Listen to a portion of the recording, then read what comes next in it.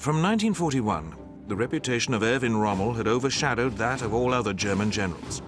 A remarkable achievement for a commander whose victories were won in a theater seen by Hitler as a sideshow.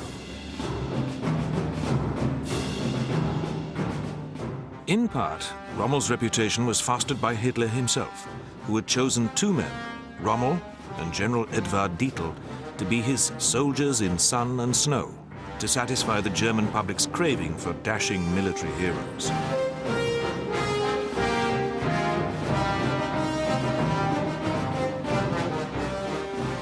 Rommel remains a legend, as compelling now as when he ranged over the battlefield.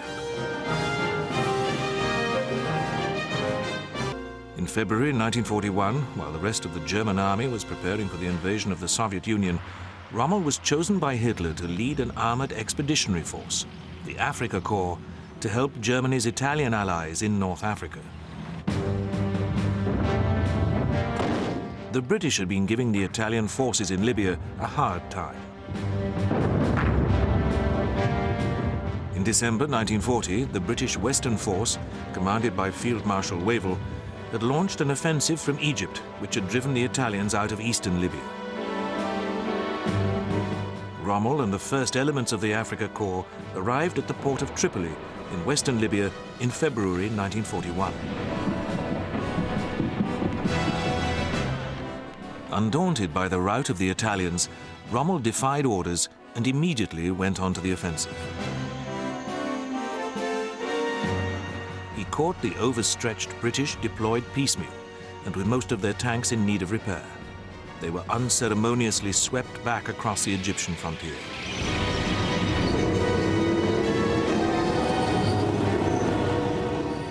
For the next 18 months, Rommel retained the initiative, constantly in the thick of the fighting.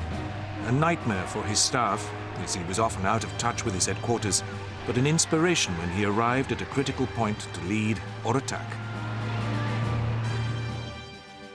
The Desert War was a seesaw affair, confined to leaps along the Mediterranean coast, from supply point to supply point, and swinging hooks delivered through the desert. Rommel's first offensive had carried the Afrika Korps across the western border of Egypt and brought the port of Tobruk, held by the Australians, under siege. In November 1941, a new British commander, General Auchinleck, launched a counter-offensive which shunted Rommel westward, but failed to cut off the Afrika Korps' retreating columns. Rommel excelled in the cut and thrust of desert warfare. He was unconventional in his handling of armor, often using his tanks as bait to lure the British armor into traps lined with his anti-tank guns.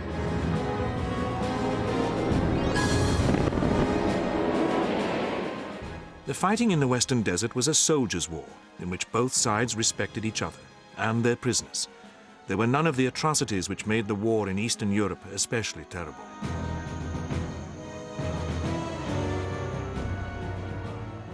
In January 1942, Rommel resumed the offensive. He drove the British Eighth Army eastward, fighting a bitter battle at Gazala, which forced Auchinleck to retire to a position at El Alamein, inside the Egyptian border. This time Auchinleck could not save Tobruk, but in July he inflicted a decisive check on the overextended Afrika Korps at the First Battle of El Alamein.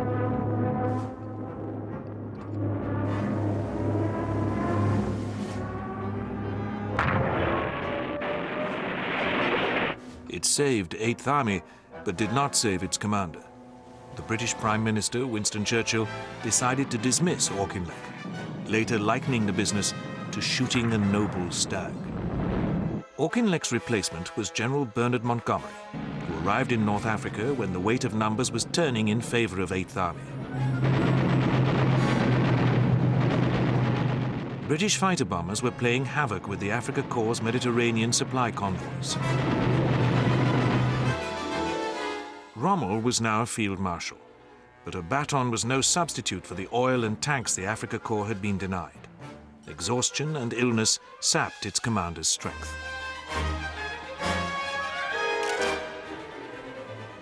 In contrast, Montgomery resisted Churchill's promptings to launch an all-out offensive until he was confident of a marked superiority in men and material.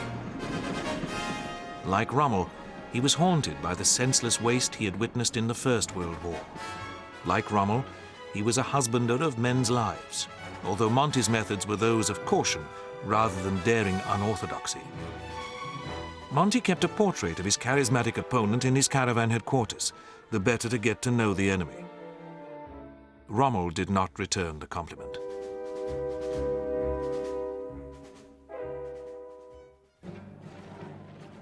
The ailing Rommel was in Germany, on sick leave, when, on the night of the 23rd of October, 1942, Montgomery opened the second Battle of El Alamein with a massive artillery barrage.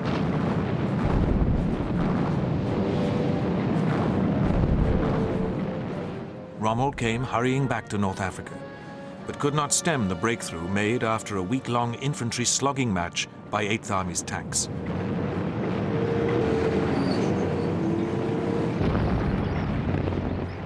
By nightfall on the 3rd of November, Rommel was down to his last 30 serviceable tanks.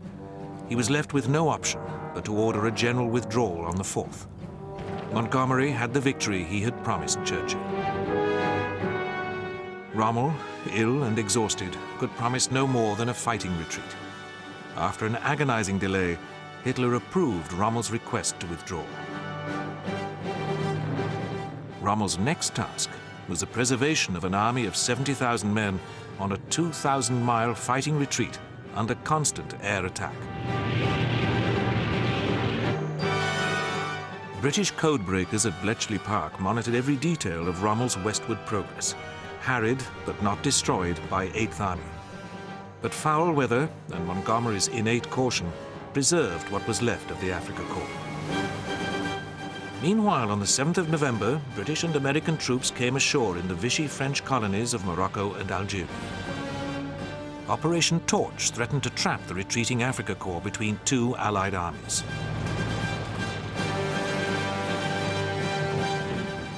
The Torch landing force had the men and machines, but as yet did not possess the fighting mettle of the Afrika Korps. When they came face to face with Rommel's retreating veterans, the raw troops of the American Second Corps were given a savage mauling at the Kasserine Pass. But Rommel was now on the edge of physical collapse, like a marathon runner tottering towards the tape. Victory at Kasserine had freed him to turn south to square accounts with the pursuing 8th Army.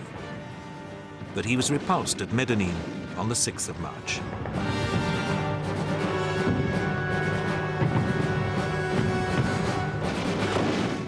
Montgomery wrote, "Rommel attacked me at dawn. It was very foolish of him. I have 500 6-pounder anti-tank guns. I have 400 tanks, and I have good infantry holding strong pivots and a great weight of artillery. The man must be mad."